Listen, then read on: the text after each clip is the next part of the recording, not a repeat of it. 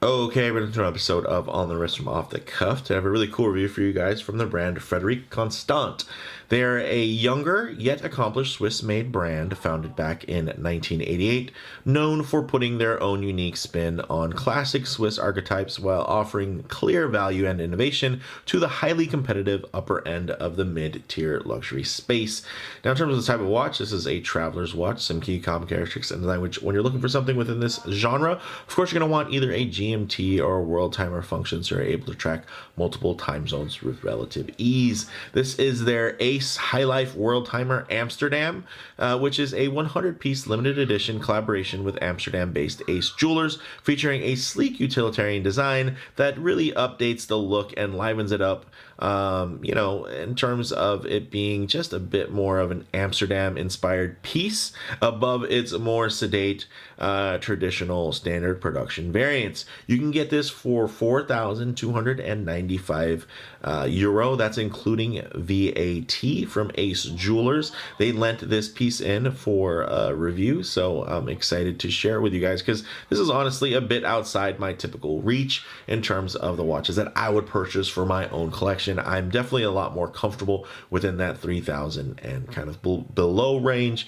So anything that steps into that 4,000 up is definitely exciting for me to get my hands on, just because these are truly special pieces, and I wouldn't just feature something if it was just an inflated price tag without a lot of cool bits to go with it. So with all that said, let's go ahead, zoom the camera out, get this piece in hand, and take a closer look. Okay guys, now this does actually come on a stainless steel bracelet, but it also comes on with this strap as a bonus, and I think the strap really, again, it just ties into the dial to just kind of what makes this watch special. You see the three red X's. I don't know, it's just a lot of fun. This is a very cool piece. Now some details about the specs here: 40.8 millimeters in diameter across, 13 millimeters thick, and 45 millimeters lug to lug, all in stainless steel, brushed and polished. It does have a nice sapphire here, as you can see, which is, I believe, it has a slight dome, as you guys can see here, a bit of a double dome, because when I get it at harsh angles, you can see that it actually doesn't have any distortion, and it is definitely ultimately legible, which is really great. And it does have an anti-reflective coating underneath the crystal. Now, the crown is push-pull and signed, and the movement inside, whoa, here we go, guys. Star of the show, check that out. That is really something special. Let's just try to get a good angle on this, get the rotor to fall, get that open. Yes, very, very cool. This is actually their manufacturer automatic FC 718 world timer movement. It has a 38-hour power reserve and beats at 4 hertz, or you could say a 28,800 vibration per hour beat rate, and it is very, very cool. Now, it does have a great display back, which is screwed in, which really highlights this movement with all of the decorations. Very, very clean, and now it's not the most complex movement architecture, but again, this is a brand that's only been around since 1988.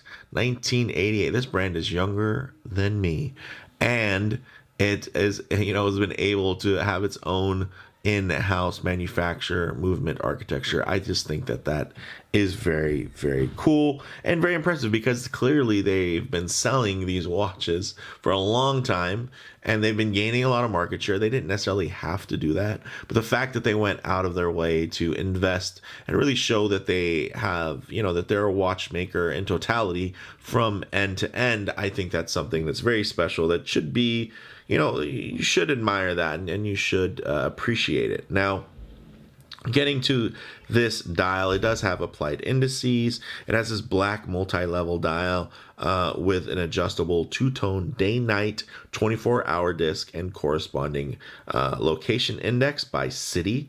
You can also see it has a date subdial at 6 o'clock. It has polished and loomed hands, and it does have an unspecified loom that does glow green. It has 10 atmospheres or 100 meters of water resistance, and you can see it has this nicely integrated strap here because it does have integrated lugs. The bracelet that it has, you guys have seen it probably on other in other videos, other pictures, it's typically shown, so that's why I wanted to highlight it on the strap.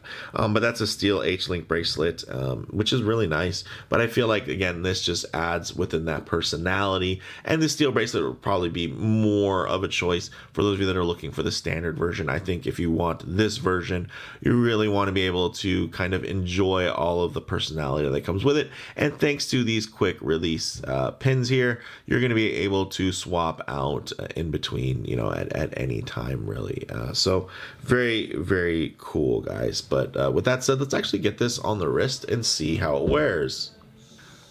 Okay, guys, as you can see on my 7.5-inch wrist, this wears really well. And yeah, I do have a larger wrist, but it is a bit round, so it's not like it's flat and wide and just accommodating to any watch. So it is nice to see how well this sits. Of course, if I do get my wrist a bit too close to the camera lens, you're going to get some perspective distortion, as you're probably noticing, right? Like the sides of the straps just disappeared. But if I leave my wrist nice and low and then just tighten up the frame just a bit, you guys will be able to see that now all of a sudden you can see how well this sits and centers on my wrist. And I think it looks great, guys. This is such a handsome piece. Look at the transition between the brushed and polished. Very, very crisp.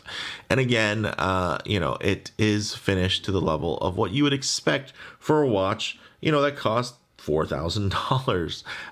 And it just is a looker, guys. Oof, man. Look at how thin that sits. And this isn't necessarily a super thin watch at 13 millimeters, but they just pull off all of those ergonomic tricks really well, right? That cushion style case, you can see the rounded edges there, highly polished. And then, of course, just a couple of nice facets there that do have some nice satin brushing. And it all just plays with the light really, really well, guys. And I just dig that. This is just a fun piece, very handsome. And again, I mean, with its complication, with its style, I mean, this thing looks like it could be much more expensive.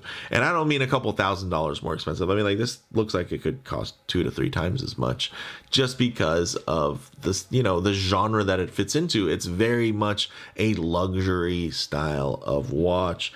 And I dig that, especially since the price point, although the spec sheet and the aesthetic would beg to differ, the price point is actually quite affordable. I don't know. I think maybe they would sell more of these even if they raised the price, just because it's almost confusing to have a watch that is this good at a price that is also quite good. So, I mean, especially for a more mainstream established Swiss brand. So yeah, this is something that I've always been impressed with about FC. And of course, the Highlife line is one that I've been interested in, for a long, long time. I think they even have some 39 millimeter automatic models, some COSC ones. Ooh, they don't have the in-house movement, but man, they look sweet. And I hope to have one of those eventually in my own collection.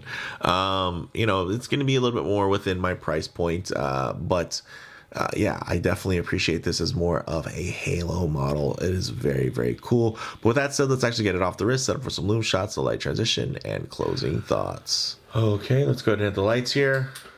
Hey, as you can see, no, this isn't a dive watch. It has serviceable loom, but not super strong, guys. And I mean, in this type of watch, it's kind of what you probably should expect.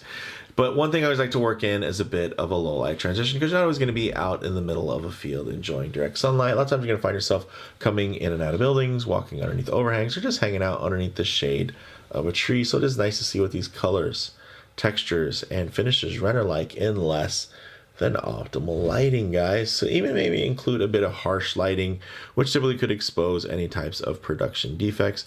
But all you're going to see here is, maybe a little wear and tear from this being a press model that's probably shipped around to a couple different publications at this point. But man, this is just such a handsome piece. It's really, I'm taken by it, guys. It is very, very cool. Now, in terms of closing thoughts on the wrist, very well balanced and quite compact without feeling overcrowded, right? There's a lot of information on this dial, but I think it is spaced out really, really well. And it has a certain level of complexity to it, of course, that I think contributes to the richness of it, right? To the fanciness of it, without, again, overpowering it or making it just seem like a bunch of text. It still feels very functional, which is nice, right? Because it is a functional timepiece that just happens to have a couple of extra bells and whistles that take it into another stratosphere in terms of, its target audience. Now, in terms of model variants, there's of course standard Highlife Worldtimer manufacturer models that are also available in either blue or brown dial layouts with matching bonus straps to accompany the included H-Link steel bracelet. Now, in terms of comparable models, there's definitely a lot of Genta-esque integrated steel sports watches on the market. But I think here, again, there's something else. It's not just the Genta style that is being recaptured. It's also the certain level of decadence, of luxury, of excess that is being also recreated. And in this case, a certain level of fun. And I think that's cool, right? It's be tough to find a Royal Oak limited edition, right? Or a Nautilus limited edition, or even, a Gerard Perregaux Laredo limited edition that is going to be something that's fun but still quite attainable. So guys, it takes me back to my bottom line, which is the standard production FC Highlife Worldtimer was already kind of this full on in-house luxury offering at a mid-tier price point. But now you add the quirky and limited nature of this Ace Jewelers collaboration, and you get something even more desirable. So I don't know, I think that's cool, and I'm really glad that my first hands-on with the Highlife line was this particular special edition, because I think it just, again, it kind of turns that archetype on its head, because the other ones are very cool, very handsome, very classic, right? The blue dial, now this beautiful brown dial, but there's something about this black and red play, right? That just, it doesn't take itself too seriously. And it just adds that certain level of fun that, if you're living a luxury type of life, enjoying yourself is always going to be a huge factor in it, right? And not taking yourself too seriously will actually give you more enjoyment in terms of how you do spend your money. So with that said, let me know what you all think down in the comments below. If you like the video, please would like, and if you haven't already, please subscribe for more content just like this. Thanks, guys.